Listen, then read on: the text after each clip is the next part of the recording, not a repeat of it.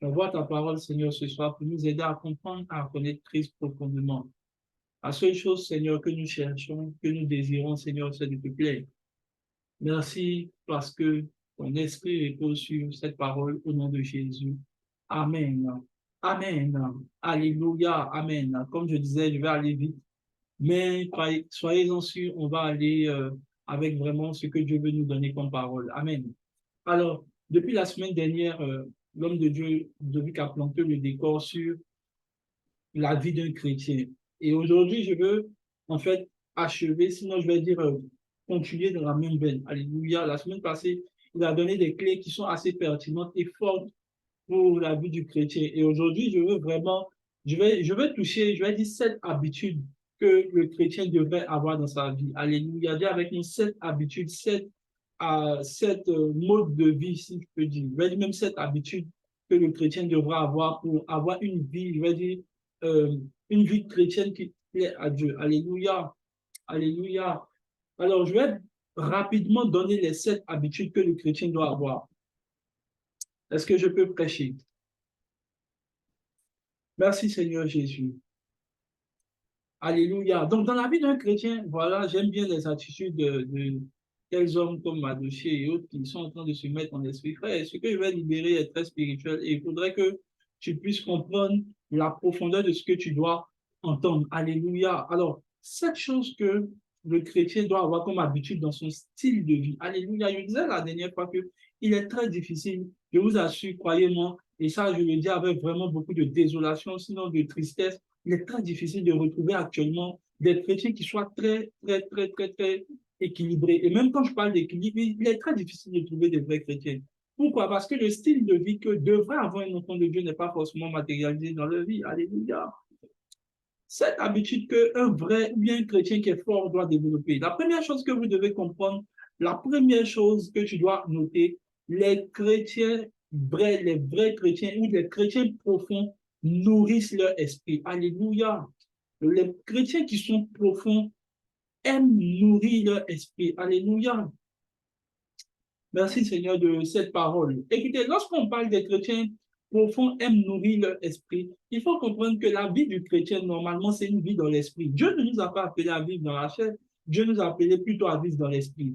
Il est très difficile qu'un chrétien qui est soi-disant chrétien ait une vie totalement vécue dans la chair. Lorsque je parle de vécu dans la chair, c'est une vie qui est vécue, comment dirais-je, dans les émotions. Je toucherai même le point là, qui a vécu dans les émotions, qui a vécu sur ce qu'il voit, ce qu'il entend, ce qu'il entend, ce qu'il touche. Lorsque je suis en train de parler de nourrir son esprit, je suis en train de parler de chercher en fait à faire en sorte que votre esprit soit fort. Alléluia. Écoutez-moi bien, que vous le vouliez ou pas, je l'ai déjà dit, les esprits, on a déjà, il y a peut-être 2 ans, 3 ans de cela, j'ai parlé des esprits forts et des esprits faibles. Les esprits faibles sont soumis aux émotions, ils sont soumis aux états d'âme, ils sont soumis, comment dirais-je, aux attaques même du diable. Alléluia. Jésus dit par exemple qu'il vient, il n'a rien de. Et le diable dit, il vient en Jésus, et il vient, il dit, le prince de ce monde vient, mais il n'a rien de lui en moi. Alléluia. Mais qu'est-ce qui se passe en vrai? Ce qui se passe, c'est que le niveau d'esprit de Jésus est assez élevé. Pourquoi? Jésus ne passait que son temps à nourrir son esprit. Alléluia. Maintenant, je vais te montrer en fait comment nourrir son esprit. Jésus va nous donner la clé. Est-ce que je peux prêcher?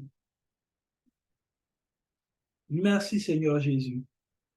Je suis sûr que vous vous poserez la question, comment Jésus se nourrissait? Alors, je vais te dire une chose qui va peut-être te choquer. Jésus ne se nourrissait pas personnellement de la parole de Dieu. J'aurais cru ça, mais ce n'est pas vrai. Voilà ce que la Bible va nous dire dans Jean. Alléluia. Est-ce que quelqu'un a envie d'entendre cette parole-là?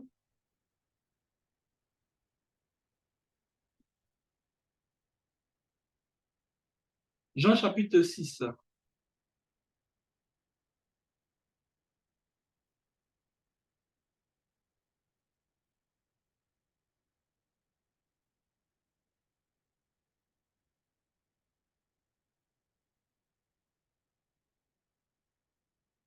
Alléluia. Jean chapitre 6.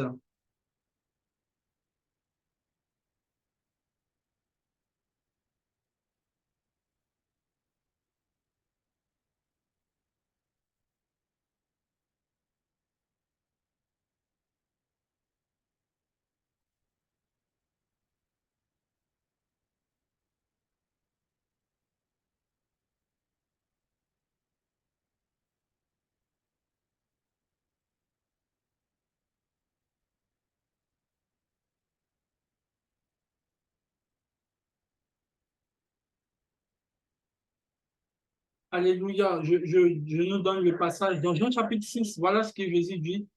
Il va dire au verset,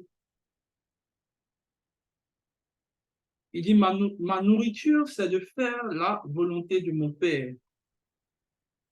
Jean 4, plutôt, verset 34. Jésus leur dit, ma nourriture est de faire la volonté de celui qui m'a envoyé et d'accomplir son œuvre. Alléluia. Au départ, quand je lisais la parole de Dieu, je pensais en fait personnellement que Jésus se nourrissait de la parole de Dieu. Mais ce qui est bizarre, c'est que la Bible l'appelle lui-même la parole de Dieu. Mais de quoi se nourrit la parole de Dieu si on veut parler en termes logiques? Si Jésus est la parole de Dieu, de quoi Jésus pouvait bien se nourrir? Jésus nous explique ici la nourriture d'un chrétien. Parce que si c'est la nourriture de Jésus, ça devrait être la nourriture. Je vois des personnes qui sont nourries spirituellement de cette manière. La nourriture de Jésus, c'était de faire la volonté de Dieu, c'était d'accomplir les desseins de Dieu. Il dit, non, je ne suis pas venu faire ce que je veux, je suis venu faire la volonté de celui qui m'a envoyé. Alléluia. Maintenant, regardez une chose. Je me posais aussi cette même question. À l'époque, nous qui sommes les hommes de Dieu, vous devez vous poser la question, est-ce que nous lisons, je passe tout le temps en train de lire ma Bible, prier, bref, tout ce que vous imaginez, que peut-être je ne fais même d'ailleurs pas. Alléluia, je viens du travail, je suis fatigué, là, je pars à la veillée, je pars à la veillée et c'est parti pour demain 7 heures, pour ceux qui savent. Alléluia, à quel moment, homme de Dieu, pries-tu? Demain, je vais finir, je vais dormir, le soir encore, je dois aller à des réceptions. Et franchement, tu te poses bien la question, à quel moment tu as un temps même, en fait, pour absorber totalement la parole de Dieu. Je veux bien avoir ce temps. Alléluia. Mais ce n'est pas forcément vrai. Mais quelle est ma nourriture dans ce cas? Qu'est-ce qui me nourrit spirituellement? Qu'est-ce qui fait que mon esprit est nourri? Il dit, c'est de faire la volonté de Dieu. L'une des choses qui, moi, me permet de me nourrir spirituellement, qui me permet d'avoir la force, qui me permet de pouvoir être ressourcé spirituellement à tous les niveaux, c'est de marcher dans la volonté de Dieu, l'accomplir et aussi servir Dieu. Servir Dieu, écoutez-moi bien, quand vous êtes bébé spirituel, votre nourriture, c'est la parole de Dieu. Quand vous grandissez, la nourriture est différente. Vous n'êtes plus en train de consommer la parole de Dieu, vous transmettez la parole de Dieu. Et c'est là qu'on sait que tu es en train d'être nourri. Notre nourriture, en fait, vient de ce que nous pouvons servir. Alléluia. Tu vois, dans les entreprises, tu te nourris du travail que tu fais. Spirituellement aussi, le principe est validé. On se nourrit de notre service pour Dieu. Oh, je pensais que tu allais dire Amen. C'est pour ça que tu vois, ça me fait bizarre quand les chrétiens ne servent plus Dieu. Servir Dieu est en fait pour nous la maturité. C'est pour ça que, écoutez-moi bien, que je sois fatigué ou pas, je n'ai pas d'état d'âme dans cette question de servir Dieu. C'est pour moi un devoir. Et de la même manière, je sers Dieu, de la même manière, je suis nourri spirituellement. I can never, je ne peux jamais manquer de révélation, je ne peux jamais manquer de disposition spirituelle pour le faire. Pourquoi? Parce que cela extrait. Alléluia. Donc, lorsque vous voulez vous nourrir spirituellement, remplir votre esprit, vous devez sûrement comprendre ce principe, c'est de vous nourrir de la volonté de Dieu en faisant la volonté de Dieu. Maintenant, la volonté de Dieu, ce n'est pas, en fait, je le dis souvent, ce n'est pas ton voyage, ce n'est pas ta maison. Bon, pour ceux qui suivent l'école de l'esprit, savent que la volonté de Dieu n'est pas définie par ces choses. La volonté de Dieu, c'est de connaître pleinement Christ et de faire connaître pleinement Christ à tous ceux qui sont autour de toi. Donc, en vrai, comment ça se passe quand je vous dis que je me nourris? Tu sais, le matin, quand tu t'es réveillé, toi, au lieu de penser à la parole de Dieu dans ton esprit et de penser à moi, écoutez-moi bien, le soir avant de prêcher ce message, j'étais en train de réfléchir, Seigneur, comment faut-il faire pour donner ce message? Qu'est-ce que la vie d'un chrétien? Tu vois, moi, je remplis mon esprit, je nourris mon esprit, je nourris mon esprit. Alléluia. Je nourris mon esprit en voyant les desseins de Dieu. Alléluia. Je nourris mon esprit quand je suis en train de réfléchir, Seigneur, quelle est la stratégie qu'il faut pour encore plus gagner des âmes? Quelle est la stratégie qu'il faut pour établir ton église? Quelle est la stratégie qu'il faut pour... Écoutez, il n'y a aucune personne qui ne vive de cette manière qui n'est pas en train de plaire à Dieu. Aucune personne. C'est pour ça que Jésus, la Bible dit, dans Jean 6, ils ont voulu établir, il dit, il n'est pas là pour ça. Alléluia. Notre concentration vient de la disposition que nous avons à pouvoir faire la volonté de Dieu. Je vous assure, je suis plus que jamais déterminé. Peut-être pas pour toi, mais pour moi, je suis plus que jamais déterminé à pouvoir ne pas me laisser distraire par qui que ce soit, par quoi que ce soit, et même par je ne sais pas moi, quelle magie, je ne sais pas, que ce soit. Pourquoi? Mon esprit doit être nourri. Alors, vous devez nourrir votre esprit par d'abord, les enseignements que vous écoutez, on y arrivera. Un chrétien qui est spirituel doit nourrir son esprit d'enseignement. Ça m'étonne que tu n'écoutes pas beaucoup d'enseignements. Écoutez-moi bien, l'une des choses que je continue à faire, avant que je ne vienne prêcher, il y avait mon enseignement du dimanche qui parlait des fondements de Christ. Pendant 1 heure de trajet, au lieu de perdre mon temps dans les embouteillages, j'ai passé mon temps à écouter les enseignements. L'une des disciplines maintenant même que je suis en train de pouvoir même bien réguler même, alléluia, c'est de dormir avec les enseignements. Je nourris mon esprit. Je nourris mon esprit, par exemple, aujourd'hui, à mon heure de pause, vers 15h, 17h, j'avais une réunion. Avant la réunion de 17h, les 15h à 17h, là, j'ai nourri mon esprit. Alléluia. Je pense que mon livre même, il est tout juste près de moi, là. Alléluia. Il est tout juste près de moi. Un gros livre qu'on appelle Les réveils religieux, je crois bien. Voilà. Je vous montre. Frère, il n'y a pas de temps à perdre. Il n'y a pas de temps à perdre. Allez écouter ce que les gens font sur Facebook. Allez écouter le temps de WhatsApp. Il n'y a pas beaucoup de temps. Tu devrais nourrir ton esprit. Tu devrais nourrir ton esprit. Alléluia. Je me suis rendu compte que, par exemple, sur Instagram, je n'ai mis que les pasteurs. Je ne m'abonne à personne et je ne cherche même pas à m'abonner à quelqu'un. Je n'ai pas à m'abonner à quelqu'un pour voir ses photos, pour voir ce qu'il va me proposer à la journée. Bref, je cherche à savoir comment mon esprit pourrait être rempli d'informations. Comment mon esprit pourrait être rempli de challenges spirituels qui vont m'envoyer à être étendu. Alléluia. Vous devez nourrir votre esprit. Vous devriez nourrir votre esprit. Par les enseignements, par les audios, par les cantiques d'adoration. Alléluia. Est-ce que je parle à quelqu'un? Merci Seigneur. J'ai décidé, et c'est mon avis, j'ai décidé de bannir tous les TikTokers chrétiens. Ça ne m'intéresse pas. Je ne peux pas apprendre la Bible sur TikTok. Je ne peux pas apprendre la Bible autrement. C'est mon avis, ça n'engage que moi. Et bon, voilà, alléluia. Si vous voulez devenir des chrétiens TikTokers avec beaucoup de gens qui vont vous gagner, ça n'engage que vous. J'ai décidé, moi, de me discipliner à pouvoir nourrir mon esprit que des choses qui viennent des gens, oui, que des choses. Écoutez, c'est un choix. Faites le bon choix. Nourrissez votre esprit. Alléluia. J'ai décidé, et c'est une décision, j'ai décidé de réduire. Je vous assure, les seules fois où je dois écouter la musique maintenant, hein, c'est pour les activités qui me déconcentrent. Ou bien, bon, je vais dire quoi, les activités, il n'y a pas besoin de concentration. C'est un choix peut-être pour laver la Bible, peut-être pour faire mon ménage. Bon, là encore, même là, il n'y a pas besoin. Je mets des enseignements. J'ai besoin de plus d'enseignements que de beaucoup de gens. Frère, c'est une décision. I feed my spirit. J'ai avec moi, je nourris mon esprit. Je nourris mon esprit. C'est ce qu'un chrétien devrait faire. Écoutez-moi bien, regardez votre vie spirituelle, regardez votre vie et regardez vous-même votre christianisme. Combien de temps investissez-vous dans votre esprit? C'est rare de voir des chrétiens qui se lèvent aujourd'hui, aller dans une bibliothèque chrétienne, aller se procurer des livres et se discipliner pour les lire. C'est très difficile. C'est comme, écoutez, je me souviens qu'un jour, je suis allé dans une librairie et il y a une dame qui m'a vu. Elle dit, tu es pasteur. J'étais encore étudiant. Hein. Elle me demande, tu es pasteur. J'ai dit, non. Elle dit, c'est rare de voir un chrétien chaque mois qui dit. Et rare, mais il dit, moi, j'ai cru que tu étais pasteur.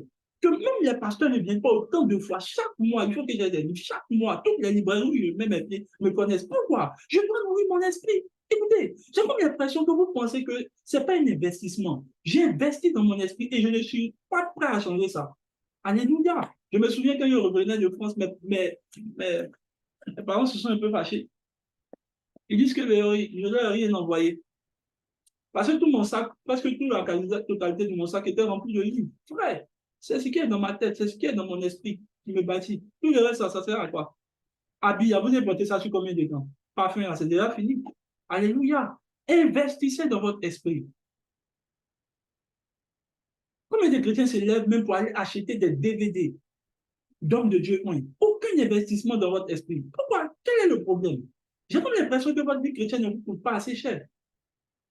Pour moi, elle coûte assez cher. Je prie pour toi. Que Dieu t'envoie à nourrir ton esprit dans le nom de Jésus. Deuxième chose que les chrétiens font, ils bâtissent leur foi. Deuxième chose que les chrétiens, non seulement ils bâtissent leur foi et ils utilisent leur foi. Jésus n'a pas dit, il dit, si vous voulez m'être agréable là, il dit, celui qui veut être agréable à Dieu là, il dit, sans la foi, nul ne peut être agréable à Dieu. C'est bizarre, hein? C'est très bizarre. C'est très bizarre. Et les chrétiens n'utilisent pas la foi, hein? De nos jours, ils n'utilisent pas la foi. Est-ce que vous savez que beaucoup d'entre vous ici, là, vous n'utilisez pas la foi? Pour régler vos problèmes, vous avez besoin d'appeler un homme de Dieu pour qu'il prie. Quand vous utilisez votre foi, là, vous avez les résultats. Imaginez que Jésus se trouve dans la barque et il vient faire comprendre qu'il n'aurait pas dû avoir recours à lui. Il y a plusieurs fois, Jésus dit par exemple, si vous voyez ce sycomore-là, ne dites pas au nom de... Parce que voilà le piège. Isaïe dit, oh, comme Jésus est là, Jésus va chasser, ou bien il va déplacer le sycomore, comme Jésus lui a plus de foi que nous. Jésus dit, si vous dites à ce sycomore vous-même, déplace-toi, il fera quoi? Il fera quoi? Il vous obéira. Donc, le sycomore n'obéit même pas à Jésus. C'est à qui il obéit? C'est à toi. Il y a une semaine que c'était, peut-être elle était là, elle va sourire un peu. J'ai fait jeudi, elle était là, bon, elle va voir de quoi je parle, pour ceux qui étaient à la veille des serviteurs de l'église, là. J'ai fait jeudi, vendredi, samedi. On est arrivé dans dimanche, non? C'est dimanche. Jeudi, vendredi, samedi, dimanche, 4 jours, non-stop. Et je vous assure, c'était une activité. Non seulement le jeudi, on a veillé, moi j'ai veillé. Le vendredi, il y avait veillé de l'église, j'ai veillé. Le samedi matin, on a voyagé. On a voyagé pour aller à Yamsoko. J'ai prêché dans 2, 3 coins. Non seulement quand je suis arrivé, on est arrivé vers 10 heures, on allait en rendez-vous, en randonnée. Bon, en tout cas, ceux qui ont vécu avec moi la semaine qui a suivi, ils ont eu un peu de secousses, voilà, dans leur corps. Mais ça ne me disait rien. Pourquoi? J'utilise ma foi pour me maintenir en santé. Alléluia. Alléluia. Je me souviens que le lundi, je me suis levé, mes pieds étaient fait, dit non. I declare in the name of Jesus. C'est dans le travail. Oh, oh, oh, oh. Alléluia. Utilisez votre foi. Les bons chrétiens bâtissent leur foi. La foi vient de quoi? La parole de Dieu. La vie d'un chrétien, c'est une vie de foi. Je ne sais pas comment. Il dit, mon juste vivra, pas par la respiration, pas par l'oxygène, pas par la prière. Il dit, mon juste vivra par la foi. Je parle une chose. Vous plaisez mieux à Dieu quand vous êtes en train d'utiliser la foi que quand vous êtes en train de prier. Il n'a pas dit quand vous allez prier, le sycomore va bouger. Il dit, vous utiliserez vos foi. Je vous dis une chose. Dieu vous applaudit. Quand il y a beaucoup de situations dont vous n'avez pas forcément besoin de lui. Est-ce que je parle encore ou je répète? Dieu commence à être fier de vous quand il voit que mes enfants commencent à être indépendants de moi. Écoutez-moi bien. Pourquoi Jésus se fâchait plusieurs fois contre ses disciples? C'est la question est simple. Lequel d'entre vous, s'il est un papa, il forme son enfant pendant des années et il se rend compte que pendant que son enfant a grandi, qu'il a formé, son enfant est incapable de lire? Quel parent? Quel parent? Si vous-même vous êtes père ou mère, est-ce que vous allez supporter ça? Quand ton enfant, aujourd'hui on a grandi, je crois une chose. Si aujourd'hui l'un d'entre vous, son papa dit va l'accompagner pour aller à l'école pour faire l'inscription, je suis sûr qu'il y a certains qui vont commencer à se fâcher. Moi, je suis grand, et tout le monde m'inscrit. Mais la honte que tes amis vont, la honte que ça fait, j'imagine un peu. Ils sont en train d'attraper ta main, puis ton papa, et puis ta maman, il vient à l'école, il t'inscrit. La honte, tu vas lui dire, laisse là-bas. Parce qu'en fait, tu as grandi, tu peux le faire seul. Je crois une chose, un chrétien qui est mature, c'est un chrétien qui sait utiliser la foi devant tout ce qui arrive.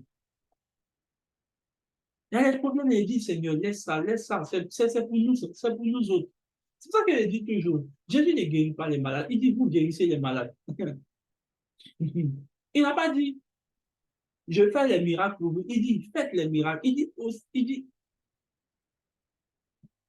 voici les miracles, voici les signes qui accompagneront ceux qui auront cru. Les miracles, c'est nous qui faisons les miracles. C'est pour ça qu'il y a un chant là qu'ils ont voulu. Dieu n'est pas un faiseur de miracles, c'est nous les faiseurs de miracles. Donc, Dieu nous donne l'opportunité de pouvoir prouver qu'on a ses enfants. Et comment on le prouve? C'est la foi. Nostalgia, parostia. Et le problème, il y a vous dire une chose. Quand nous, on aime Dieu, vous croyez qu'on prie pour vous, et c'est nous, notre prière qui fait. C'est faux. On utilise la foi.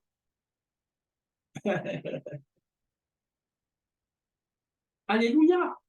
Aïe, devant la maladie, utilisez votre foi. Mais je comprends. Vous ne pouvez pas l'utiliser parce que vous ne la nourrissez pas. Comment on nourrit la foi? Par la parole de Dieu. Écoutez, ce que j'entends constamment finit par m'envoyer à marcher dans l'audace. Alléluia. J'ai été exposé à tellement de paroles qui font que, au fait, je vous ai dit, j'ai lu plusieurs hommes de Dieu qui m'ont envoyé à un certain niveau de hauteur spirituelle. Je vous assure, vous avez l'impression que je suis n'ai pas de sentiments. Ce n'est pas le cas. Le problème, c'est que ce qui a bâti ma foi est beaucoup plus loin. J'ai décidé moi-même de ne pas mettre ma vie entre les mains des hommes. J'ai décidé. Ce n'est pas une chose facile, hein, croyez-moi. Utilisez votre foi. Utilisez votre foi pour chasser les démons. Utilisez votre foi pour guérir les maladies. Utilisez votre foi. Utilisez-la. Vous croyez que c'est tellement plaisant à Dieu quand vous êtes là. Oh Seigneur Jésus, viens nous secourir. Seigneur, ta fille souffre. Mais écoute, on n'en a rien à foutre. Dieu, et c'est ce que je suis en train d'enseigner à l'église. Je dis, Dieu n'est pas émotionnel. Dieu n'est pas émotionnel. On n'a pas le temps de prêcher ça, mais je vais parler à la fin. Dieu n'est pas émotionnel. Alléluia. Alléluia. Troisième chose que les chrétiens font. Les chrétiens speak the word. Les chrétiens, la vie d'un chrétien, c'est de parler la parole de Dieu. Écoutez-moi bien. Un bon chrétien, quand il parle là, c'est selon la parole de Dieu qu'il parle. La plupart de ceux qui parlent avec moi, échangent avec moi, vont se rendre compte d'une chose. J'aime parler de la parole de Dieu. La Bible dit, même en donnant plaisanterie, là, c'est la parole de Dieu qui sort. Je n'ai pas d'autre langage, je n'ai pas d'autre pensée. Alléluia. Écoutez-moi bien, on est tous intellectuels, on est tous logiques ici. Écoute, c'est très difficile aujourd'hui de croiser un chrétien qui va te dire la Bible dit, selon la parole de Dieu, selon l'enseignement qu'il a reçu, c'est difficile de croire ça. Tout le monde a une pensée, une manière de voir, une spéculation. J'ai aujourd'hui peur de... Et je vous assure, je prêche ça moi-même aujourd'hui. À l'église, tu m'invites quelque part, il prêche ça. Je dis, il n'y a aucune vilaine manière de devenir chrétien que d'avoir des propres pensées ou bien des propres usages personnels. Propres usages personnels de la vie. Non, non, ma manière de voir. Non, ta manière de voir, ta manière de voir n'est pas la parole de Dieu. Ta manière de penser n'est pas la parole de Dieu. Ta manière de réfléchir n'est pas la parole de Dieu. Alléluia. Vous voyez, quand on était chrétien, c'est comme ça qu'on a commencé. Non, la vie chrétienne, c'est dans le cœur. Moi, ma manière de voir, c'est ça. Hein. Dieu, écoute, ta manière de voir n'est pas la parole de Dieu. Hein. La Bible dit que Dieu, lui, il dit l'homme spirituel juge tout, et lui-même n'est point jugé. C'est Dieu qui dit, c'est pas moi qui le dis. Donc, quand je te juge, je suis dans la parole de Dieu. Speak the word. Parlez la parole de Dieu, c'est le langage. Oh non, est-ce que la dot c'est obligatoire? Est-ce que la dot c'est obligatoire? Alléluia. Est-ce qu'au temps de Jésus même, il y avait les mairies? Ah bon?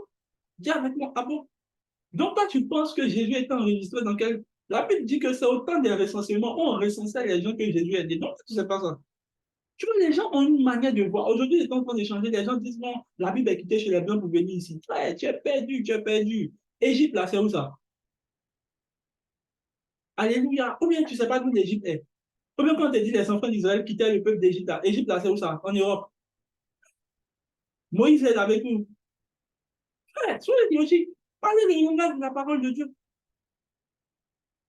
Non, oui, les gens même, ils ont une mauvaise manière de penser. Frère, la Bible dit, écoutez-moi bien, la Bible dit, aujourd'hui, je tente d'échanger avec une de mes filles, je lui ai dit, écoute, c'est vrai, nos parents ont des manières de penser, mais la Bible, ils ne sont pas chrétiens. La Bible dit que vous n'avez pas à lutter contre la chair et le sang, mais contre quoi? Les forteresses, les manières de penser, les manières de réfléchir. Et eux, dans leur raisonnement, c'est logique.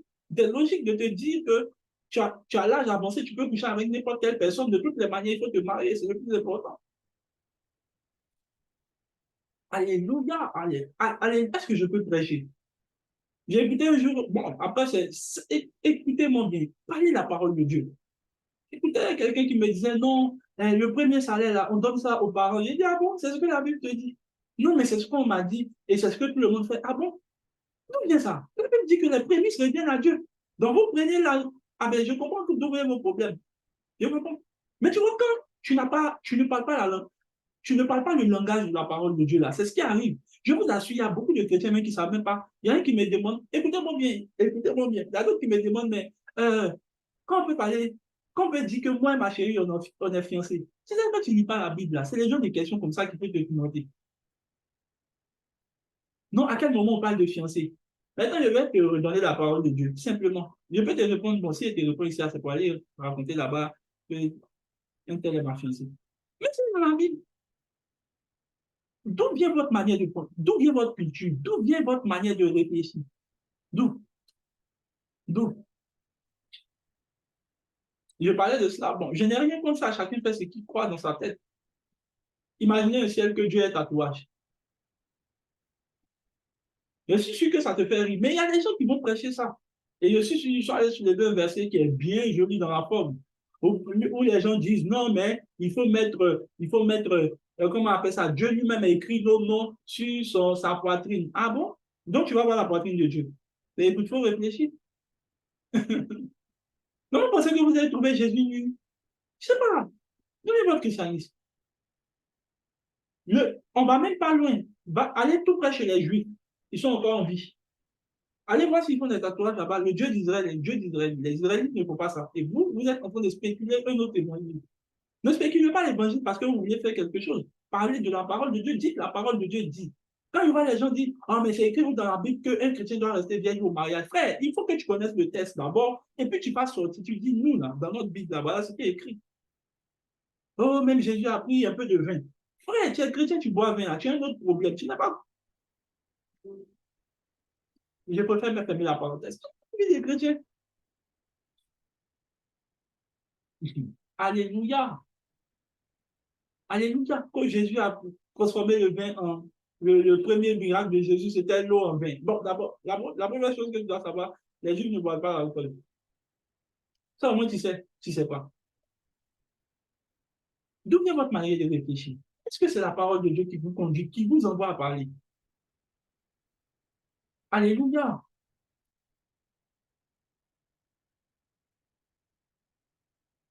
Alléluia.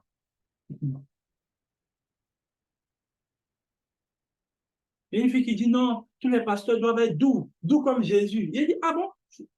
Tu lis bien la Bible.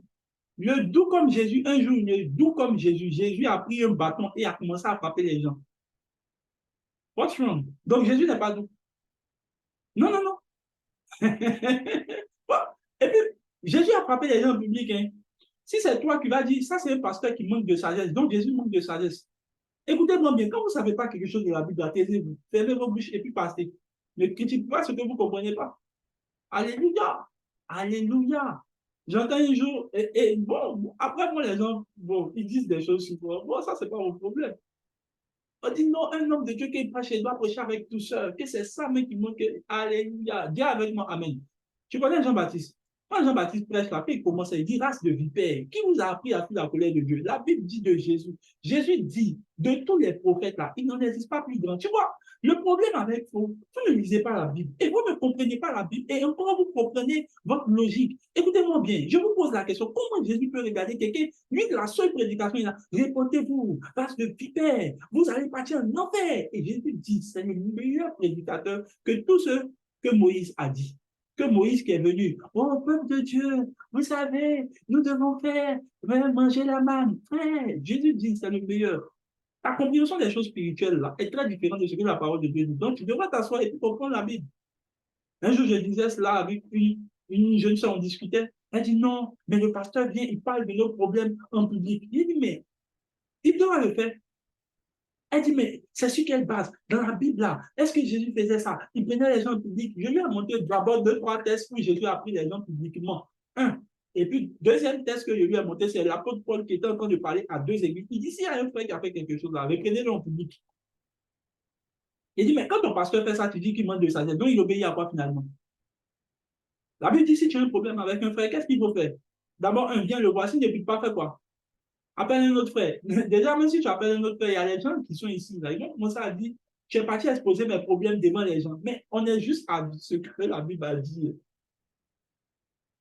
Maintenant, Jésus dit, s'il ne vous écoute pas, là, appelez toute l'église. Et s'il n'écoute pas toute l'église, chassez-le. Si on t'a chassé, tu as dit que nous, on est méchants. Pourtant, c'est la Bible. C'est la Bible. On obéit à quoi finalement? Soyez des petits qui soyez sérieux avec la parole de Dieu. Tu vois, j'aime bien mes cousins là. Ils sont sérieux avec leur Sainte Écriture. On va monter, on va descendre. Ils vont dire que c'est écrit. C'est écrit que les femmes doivent se voiler. C'est écrit. Ils ne vont même pas discuter avec ça. Pourquoi vous n'êtes pas unanime sur ce qui est vrai? Est-ce que je peux prêcher? Un chrétien qui est normal, je vais dire même normal, chrétien vrai, fort, il parle de la parole de Dieu. Son langage, là, tu sais que c'est là. Écoutez, c'est très difficile aujourd'hui pour moi d'échanger avec un chrétien, non. Et puis, quand je perds son niveau de parole, c'est vide. Vide, vide. Parce qu'il ne sait. En fait, tout ce qu'il dit, non, moi, je pense que c'est pour ça que ceux qui sont de notre église, au coup d'affermissement, on ne se rate pas. Quand tu commences à me parler, non, moi, je pense que t'arrêtes en même temps. Tu n'es pas là pour penser, tu es là pour dire ce que Dieu dit. Vous croyez que je... Bon, dites-moi, depuis que je prêche là, vous avez entendu, non, moi, ma pensée, selon moi, j'ai une pensée positive et selon mes goûts. Écoutez, Dieu n'en a rien à faire de vos goûts, de vos manières de voir, de vos manières. Écoutez, nous tous, on a une manière de voir. Ce n'est pas cette manière de voir qui sera au ciel. C'est la parole de Dieu. C'est tout. C'est tout. C'est tout. Non, moi, je suis plus mon calme, je suis resté dans mon coin. Frère, tu n'iras pas au ciel. Hein. Parce que je te pose la question, au ciel, là, quand nous tous se sommes en train d'adorer, bon, il y a des chrétiens comme ça, avec leur philosophie, ils disent, moi, je ne connais pas les gens, non, je reste dans mon coin. OK. Dis avec moi, OK. Je veux voir ça dans ton chat. OK. Mais OK. OK. La Bible dit qu'on sera au ciel, c'est dans l'Apocalypse. On dit toutes les nations, plusieurs langues. Ah bon, donc, nous tous, on est là-bas, on a plusieurs langues, plusieurs nations. Tu ne connais pas les gens là-bas. Hein. Bon, je te signale. Tu ne connais pas les gens au ciel. Hein. Il y a des hommes qui sont là-bas devant toi.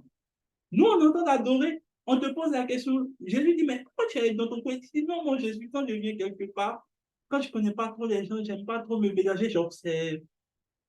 Je prends la température. Frère, donc, quand tu penses que tu as un thermomètre spirituel, tu prends la température, tu prends la température. Dis avec moi, c'est du n'importe quoi. Et ce n'est pas la parole de Dieu. Je ne peux pas écouter mon bien. Je le dis parce que je suis un prédicateur. Arrêtez avec vos raisonnements, arrêtez avec vos habitudes qui ne sont pas chrétiens et ne les emmenez pas à l'église. Si vous n'êtes pas prêt, restez dehors. Vous avez vu que quand Jésus vient, il dit, est-ce que tu es prêt? Si tu n'es pas prêt, tu laisses partir. Donc, quand tu vas arriver dans un ciel où nous tous, on est ensemble, on ne se connaît pas. Écoutez, moi, des plus grandes difficultés, pour ceux qui me connaissent, j'ai une facilité de me... En tout cas, il faut être chrétien, je vais m'entendre avec toi. Parce qu'ils me disent, on va aller au ciel ensemble. Ou bien toi, tu voulais aller au ciel comment? Et les gens qui sont au ciel là, ils t'ont dit, ils vont faire un groupe, on va faire un petit club de ceux que toi tu connais. Et pendant que toi tu ne connais pas les gens, tu dis, bon, moi, comme je ne connais pas les gens, je ne me mélange pas. Jésus, tu peux comprendre ça au moins. Tu n'iras pas au ciel. Et il faut que tu le dises. Maintenant, si tu n'es pas d'accord, tu te déconnectes et puis tu vas chercher ta communauté en enfer. Ou, bon, on dit en enfer là, chacun est dans son coin. C'est sûrement là-bas. Je suis sûr que tu pourrais être réservé. Si tu es réservé là, c'est dans ta maison, à l'église, là, ça change. Je prêche ou bien je ne prêche pas. Donc, je vous dis la vérité. Et on vous laisse comme ça. Écoutez, ça fait mal. Quand j'entends un chrétien, et puis il est très logique, et si tu le vois, il est sérieux comme ça. C'est ma nature, c'est comme ça que je suis. Il y a qu'un enfant, peut-être tu auras une casse sur lui, tu seras en train de parler sur le morceau. Comme tu es réservé. On est à quel point déjà? Un, deux, trois, quatre. Quatre. Les bons chrétiens contrôlent leurs pensées. Maintenant, tu contrôles les pensées quand tu penses aux bonnes choses. Et tu contrôles les pensées quand tu penses à la parole de Dieu. Regardez, je vous assure, ouvrez ma tête, allez là. Tout ce qui est dedans, c'est église. Je vous assure, c'est église, c'est église, c'est église. C'est église, c'est église. C'est église. Église. Comment gagner les âmes? Demain même là, je suis en train de réfléchir. Parce qu'on va la veille, dès qu'on finit la veille, on va faire l'évangélisation. C'est ce qu'il faut faire. Je dois prêcher dimanche. Tu vois, non? C'est ce qui occupe mes pensées. Les bons chrétiens contrôlent leurs pensées.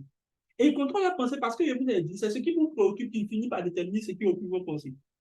Si tout de suite tu as un problème de 100 000 là, que tu dois régler avant 3 jours là, pendant les 3 jours là, Mami Wata ne va pas rentrer dans ta tête. Tout ce qui va rentrer dans ta tête là, comment trouver les 100 000? Donc, vous êtes préoccupé. Ce qui occupe vos pensées est ce qui finalement vous préoccupe. Donc, moi, je ne peux pas comprendre que tu te préoccupes de toutes tes inquiétudes de la parole de Dieu. Ce qui me préoccupe, c'est la parole de Dieu. Il y a qui ça dans ma tête? Frère, vous pensez qu'on n'a pas de problème? On a des challenges. On en a beaucoup. Je pense même peut-être plus que toi. Mais qu'est-ce qui vous préoccupe? Word of God.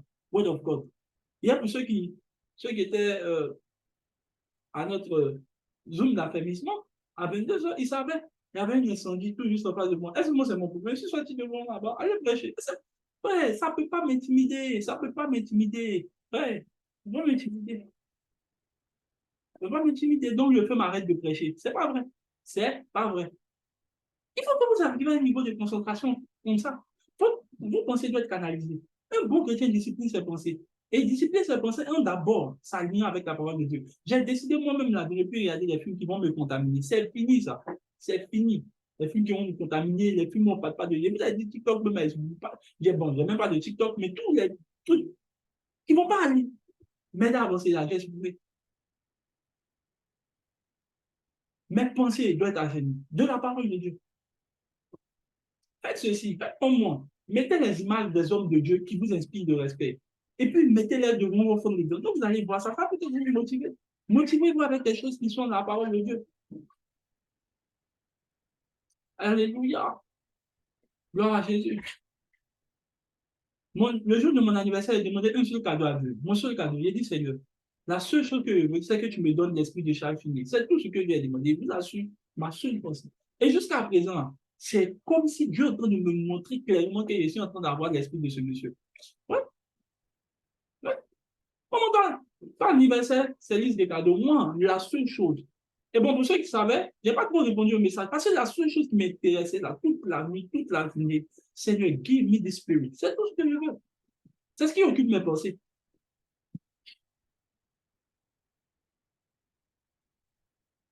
Cinquième chose, les vrais chrétiens sont ancrés dans la louange et dans l'adoration.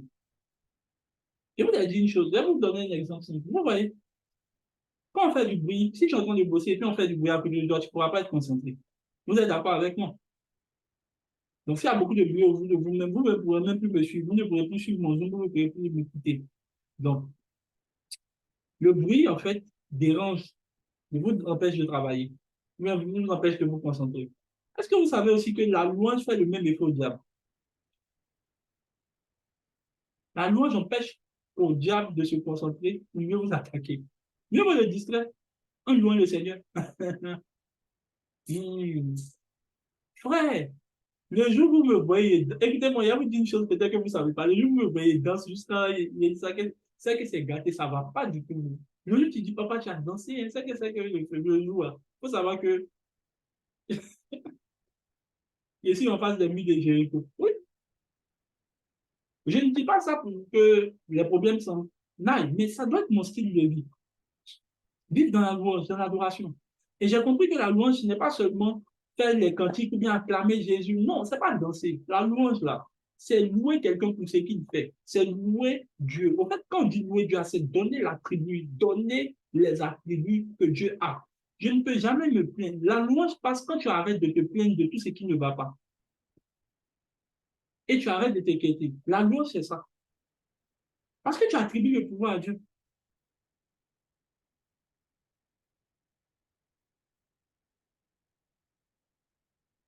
Est-ce que tu as une vie comme ça? Une vie tous les jours. Je me plains de ça. Tu te plains. Oh, ils ont augmenté ça. Oh, j'ai payé de la moyenne. Oh, j'ai payé. Frère, tu penses que c'est que ça que Dieu doit faire dans ta vie? Te donner les bonnes notes.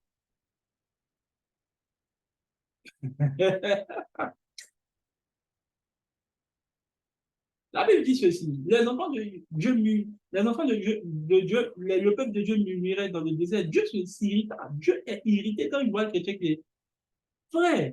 Je veux dire la vérité. J'ai commencé un stage, on ne me paye pas. Je suis content. Je fais mon travail et puis je suis dans la joie. Écoutez, on a vu la dernière fois, Paul dit, soyez, contentez-vous du peu que vous avez. Et on a vu, il dit, soyez content de ce que vous avez. Écoutez, se plaindre de quelque chose que tu fais, ce n'est pas avoir le contentement. Et se contenter, c'est-à-dire que tu fais, mais ça ne te plaît pas, mais tu es content. On ne te paye pas et puis tu vas travailler et puis tu es content. C'est ça qu'on appelle le contentement. Je vous explique un témoignage. Premier mois, on ne me paye pas. On ne me donne pas de rémunération de stage. Mais je suis content, je fais mon travail. Il dit, bon, c'est pas en fait des nouveaux ailes de travail. Je suis content de faire ce que je fais. J'aime. Il y a mon patron qui vient et puis il dit, c'est pas normal. Puis je regarde, il dit, ça, il dit, je n'arrive pas à être à l'aise avec ça. Mieux vaut que tu ne travailles pas, qu'on ne te donne pas de rémunération. Il est parti voir le directeur des ressources humaines. Il dit, il faut qu'on donne une rémunération intérieure. Ils ont refait mon contrat. J'ai dit bien, ils ont refait mon contrat. C'est ce que le contentement fait. Si c'est toi, dans ce pays, on ne respecte pas les stagiaires. Ah bon, frère, fais ton travail et sois content. On te paye ou pas. Tu le fais pour qui? Dieu. Tu le fais pour qui? Dieu. Est-ce que je parle à quelqu'un? Je prêche ou je ne prêche pas? Il semble que ça ne te plaît pas. Mais je dis la vérité. Glory to God. Vivez dans cette attitude. Arrêtez de vous plaindre. Frère, je vous ai déjà dit, c'était même. Il y a eu plusieurs zéros. Un même. Mais ça ne me. Au lieu de me dire non, mais j'ai eu peur. Et puis tu es là, tu fais dépression à cause de notes, à cause d'école, tu fais dépression. Quel est le problème avec toi? Tu as fait dépression pour notes. Quand tu as travaillé, tu as fait dépression pour travail. Bon, toi-même là, tu ne vois pas que tu ne vas pas vivre heureux.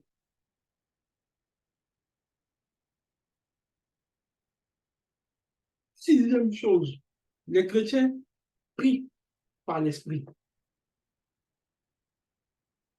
They pray in the spirit. Frère, tu ne peux pas être un chrétien né de nouveau, bien converti, et puis tu parles en langue, tu parles en langue, que quand on dit parle en langue, frère. Moi, je dis toujours aux gens, et je le dis avec humilité, Seigneur, si elle n'a pas parlé en langue avec toi, même tu sais qu'on n'avait pas s'en sortir, il n'y avait pas prié. Frère, je suis dans le taxi, avant qu'il vienne, il était sous la douche, il était en train de prier en langue. Frère, ça là, on ne peut pas enlever ça dans mon cœur. On ne peut pas. I pray in the spirit. Maintenant, je vais vous dire une chose dans la prière par l'esprit. Il y a parlé un homme qui fait partie de la grande famille de la prière par l'esprit, mais il y a réfléchi au sujet de quelque chose qui fait partie de la prière par l'esprit. Je répète cela. La Bible dit ceci, et ça, la dernière fois quand le prophète a prêché, il a dit quelque chose et Dieu ouvert mon esprit dessus. On dit, pendant que Joseph se mettait à réfléchir sur comment il devait se séparer de Marie, la Bible dit qu'un ange vint lui répondre. Ça veut dire que le mécanisme de réflexion qu'un chrétien engage dans le monde spirituel est entendu par le monde spirituel comme une prière. Au lieu d'orienter tes pensées sur ce qui va t'inquiéter là, oriente tes pensées sur ce qui va plutôt envoyer Dieu à venir agir.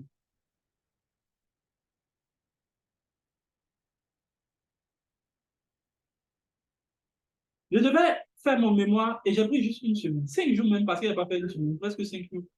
Au lieu de réfléchir comment un mémoire va me prendre un mois et puis comment ça va être dur là, comment ça va être plus dur pour moi, j'ai plutôt orienté mon esprit à comment je vais le faire en 5 jours simplement.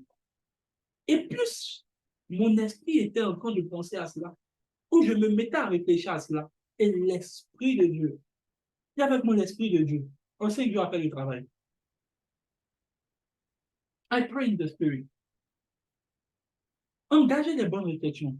Seigneur, qu'est-ce qu'il faut que je fasse? Frère, quand je devais commencer le ministère, dès que j'ai commencé l'église, j'ai posé des questions à Dieu. Seigneur, qu'est-ce qu'il faut que je fasse? Qu'est-ce qu'il faut que je fasse? Au stade où je suis, qu'est-ce qu'il faut que je fasse? Je dis, Seigneur, qu'est-ce qu'il faut que je fasse pour avoir un système financier qui est stable? Comment il faut? Qu'est-ce qu'il faut? C'est pas de prier, Seigneur, on voit les finances. Seigneur, quelle sagesse faut-il que j'ai pour que ça marche? Oui,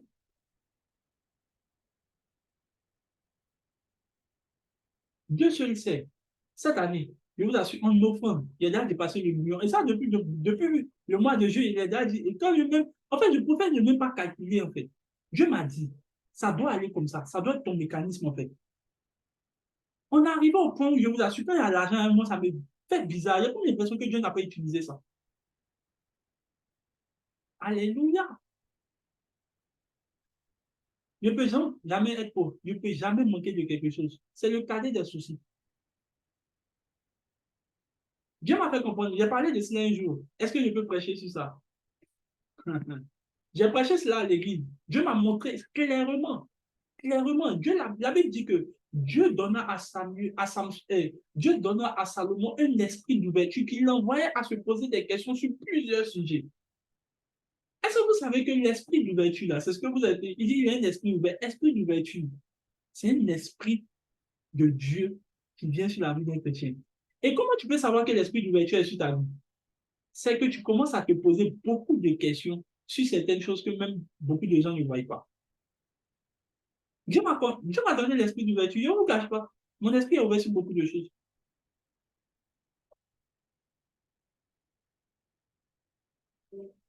Est-ce que je peux continuer mon message là, qui va même d'ailleurs finir?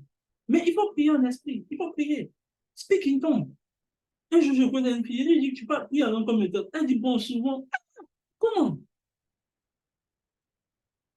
Dieu a tout fini pour qu'on prie en langue aussi. Il faut prier en esprit. Et pour même pas attendre qu'on va venir au Zoom. Il faut prier en esprit. Tu te l'as pris en esprit. Prie, prie, prie, prie, prie. Brother and sister, it's real. Je finis, regardez, je vous assure.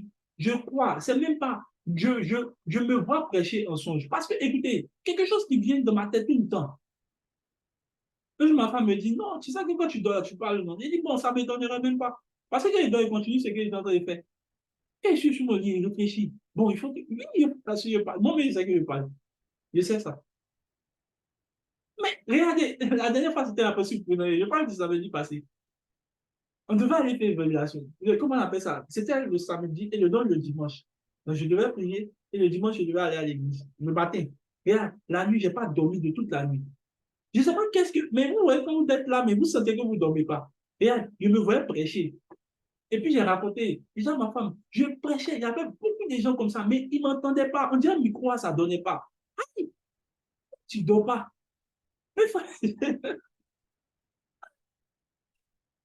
Ça continue avec moi. La Bible dit ceci, si de la multitude des occupations naissent des songes, donc ça veut dire que ce qui t'occupe peut créer aussi des songes. Je comprends maintenant, je comprends. Je comprends d'où viennent tes songes.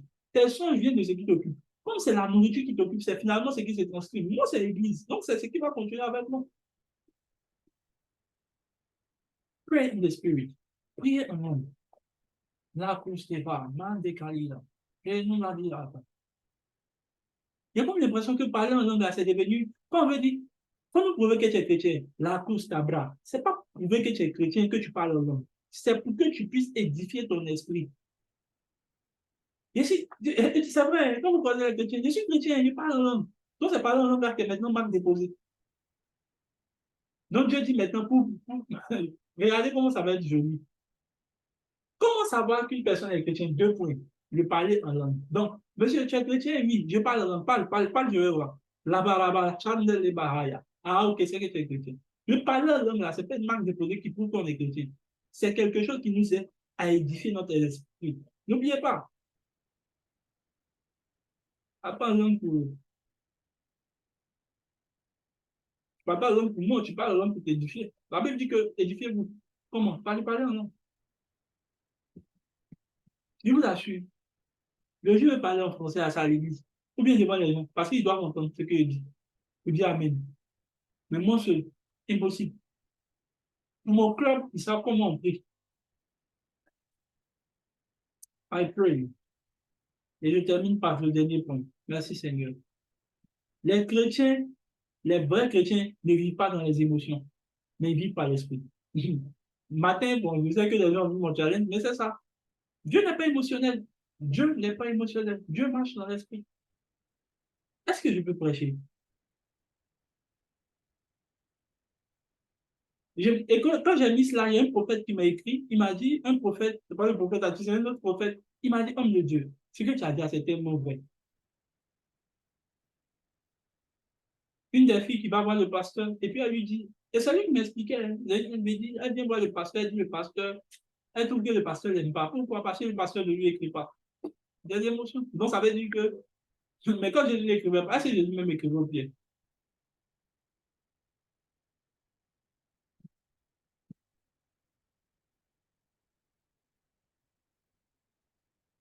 Les chrétiens émotionnels, c'est difficile. Ils ne marchent pas par l'esprit, ils marchent selon ce que vous ressentent. Et je vais terminer par là. Écoutez-moi bien, si vous êtes ce genre de chrétien, il marchait selon que vous ressentez. Écoutez, je connais des chrétiens, un jour ils se sentent abattus. Non, ils oublient que non, le Père est aussi découragé. Vraiment, moi, je ne sais pas à quoi mon existence sert. Et puis un autre jour, ils sont en train de faire un statut où ils sont heureux d'être chrétiens. Frère, tu n'es même pas un chrétien. You are emotional. Et Dieu même ne peut même pas te suivre. Même pas Satan même peut te suivre. Parce que Satan n'est pas émotionnel. Quand tu as déjà vu, montrez-moi un sorcier qui est émotionnel. Oh non, mais comme c'est ma petite soeur, on va te manger et on va broyer tes os et puis on va déposer. Il n'y a pas d'émotion. C'est l'une des premières choses qu'on fait quand on rentre dans le club de la sorcellerie. Moi aussi, tu as déjà été sorcier, moi, je n'ai jamais été, donc, mais je ne sais pas. Imaginez que Dieu dise au peuple d'Israël, il dit, allez, dans le pays des Philistins, tu es enfant, femme, homme, tout le monde, tu es... Écoutez-moi bien, si tu es émotionnel, tu vas aller regarder les enfants, là, et puis tu vas dire, hé, j'ai Dieu, tu es aussi, hé, tu es un bébé comme ça, là, on va tuer ça. Non. La Bible, et Saül a échoué à ce test-là, il est parti, il a suivi ses émotions. La Bible dit qu'il a regardé les enfants et il a regardé les belles femmes. Les gens qui aiment femmes, ils vont regarder les belles femmes. Une femme guitare, et puis on tue ça, non, Dieu. Non, non, il faut qu'on le tape. Ouais, Dieu n'est pas émotionnel. Regarde comment les émotions disent ta vie. Si tu marches parce que tu vois, je ne peux jamais être découragé de ce que je vois. Jamais. Si le découragement vient parce que je vois, c'est que je ne suis pas un chrétien. Écoutez-moi bien. Bon, tous ceux qui sont autour de moi disent qu'il n'y a pas d'état d'âme. Je m'en fiche. Écoutez, vos états d'âme là, frère. La rabadaka satani. Mele galanda kabalenes. Lijopali galahanda via. Prenez vos états d'âme là et puis allez faire des puissants avec. Nous, on veut marcher par l'esprit. Je vous pose la question, lorsque Dieu est en train de punir le peuple d'Israël, il est en train de les tuer, Dieu est méchant. Donc, quand Dieu dit, bon, tu vois, c'est ça aussi. Comme ils ont cru qu'ils sont les enfants préférés de Dieu, ils peuvent se permettre. Dieu les a corrigés, il les a tués. Dieu n'a pas d'émotion. Même pour David, Dieu dit, c'est vrai, je te pardonne. Mais pour le péché que tu as fait, c'est trop grave pour qu'on le laisse passer. Ne croyez pas que Dieu est tellement émotionnel que vous le croyez. Dieu est juste. Si vous confondez la justice et la méchanceté, c'est autre chose. Alléluia. Les hommes de Dieu, il y a les chrétiens comme ça. Quand tu leur dis non, tu es une bonne fille, oh non, vraiment, Dieu. Quand tu leur fais des compliments, tu es un bon homme de Dieu. Le jour où tu les corriges, tu dis que non, tu manques de sagesse, que tu les as blessés. Donc, on te blesse quand on te corrige.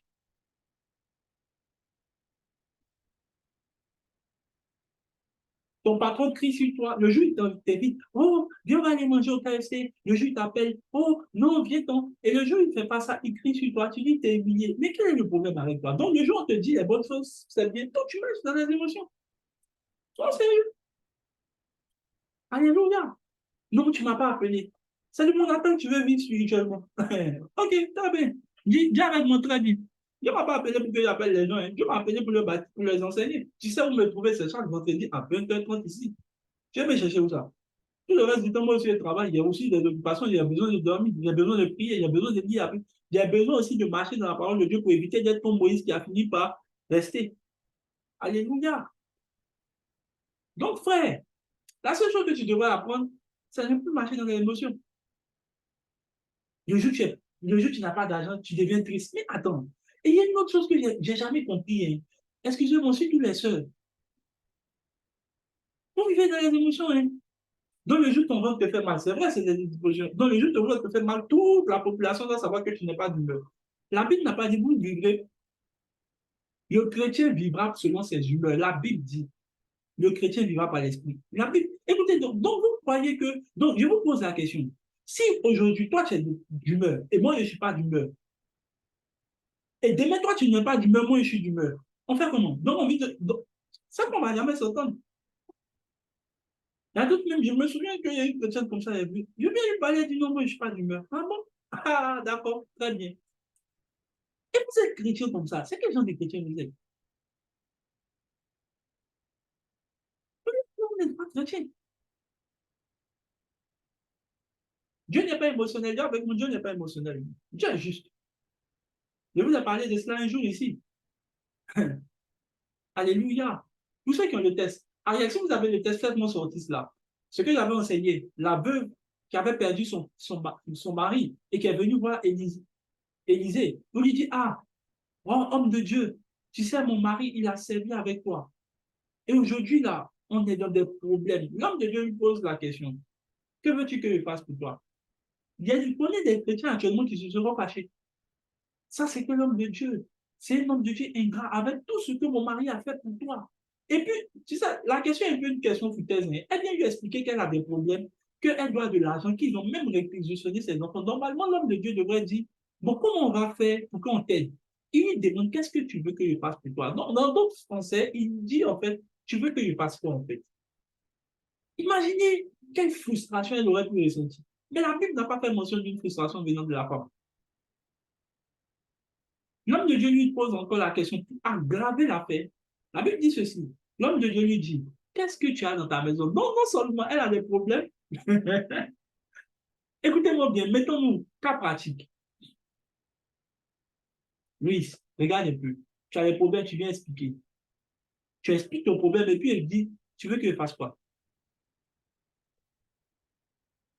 Ah, tu as vu, elle a forcé des soucis. Mais ça, c'est qu'elle. En fait, ça va t'énerver, en fait.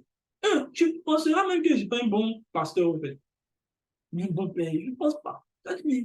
Tu lui expliques. Et puis, pour terminer, tu m'expliques que tu as des sérieux problèmes d'argent. Et puis, je te demande, qu'est-ce que tu as chez toi?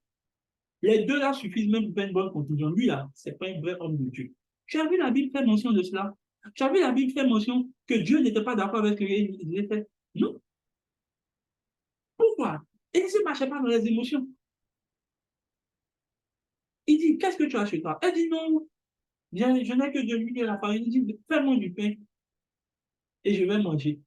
Pour gâter encore la paix. Et puis elle lui dit, mais si je fais ça là même là, quand je vais finir de faire pain pour toi, je n'aurai plus rien à manger, je vais mourir de faim. Il dit, fais et puis je vais mourir. Tu as entendu la femme là se plaindre? Oh, ça c'est quel homme de Dieu, faux pasteur, faux papa spirituel. J'étais d'abord même là, je quitte ton église, même pas. La Bible dit qu'elle allait faire ce que l'homme de Dieu lui a recommandé. Et lorsqu'elle a fait, la Bible dit qu'elle a eu des résultats. Dieu ne va pas marcher. Écoutez-moi bien, ça aurait été très, très, très pudique, si je peux dire ainsi, que l'homme de Dieu ait un peu de modestie, de retenue pour dire non, bon, tu sais, comme tu es dans les problèmes, je vais t'aider, je vais te soutenir. 2 Rois 4, verset 1 à 6, vous pourrez lire ça chez vous, 2 Rois 4, 1 à 6. Non, j'ai un peu de retenue. Comme elle a des problèmes, là, Dieu n'a pas calculé cela. Dieu a vu le moyen par lequel il allait la maison. Frère, ne soyez pas émotionnel quand vous êtes chrétien. Vivez dans l'esprit. Alléluia. Faites quoi? Vivez dans l'esprit. Faites quoi? Vivez dans l'esprit. Est-ce qu'on n'est pas malmené? Oui, on est malmené. La manière, tu penses qu'on t'humilie au travail, bien à l'école, on nous humilie aussi quelque part. Mais c'est pas pour ça qu'on va vivre. C'est pas pour ça que ça a déterminé la manière dont je travaille ou je ne travaille pas. Toi, tu travailles avec les félicitations. Et le jour où ne te félicite pas, tu ne travailles pas. C'est une vie émotionnelle. Tu sais, Dieu, quand ça t'arrange, le jour que tu n'as pas d'humeur, tu ne sais pas de quel est ce nom de ta donne. Quel est ce nom de ta donne? On ne peut pas te suivre. Dieu ne veut même pas te suivre. Tu n'es pas un chrétien sérieux. Un chrétien sérieux, c'est un chrétien qui fait ce qu'il. Écoutez, moi, je vois ces vidéos comme un devoir, une obligation. Je n'ai même pas de. Et vous avez toujours dit, je ne fais jamais de choix entre Dieu et puis quelque chose d'autre. Jamais. Jamais. Pourquoi? Je sais ce que je veux. Un chrétien émotionnel. Et c'est pour ça que pour les institutions, on porte à tout le monde de doctrine. Passe ici, passe ici, passe ici. Aucune discipline. I pray. Que Dieu nous aide à être des bons chrétiens, d'avoir une vie chrétienne équilibrée, stable. Que sa grâce soit avec nous. Je vois des vies chrétiennes transformées, équilibrées, bâties. Plus des vies émotionnelles. I refuse to be emotional. Je prie que la grâce de Dieu nous aide à marcher avec une discipline, marcher par l'esprit. Écoutez-moi bien, vos opinions ne sont pas les opinions de Dieu. Votre manière de penser n'est pas la pensée de Dieu. La pensée de Dieu, c'est sa parole. La manière de faire de Dieu, c'est sa parole. La méthode de Dieu, c'est sa parole. Je prie que vous viviez en tant que des chrétiens qui soyez remplis et instruits de la parole de Dieu dans le nom de Jésus. Que la grâce de Dieu soit avec vous au nom de Jésus. Amen.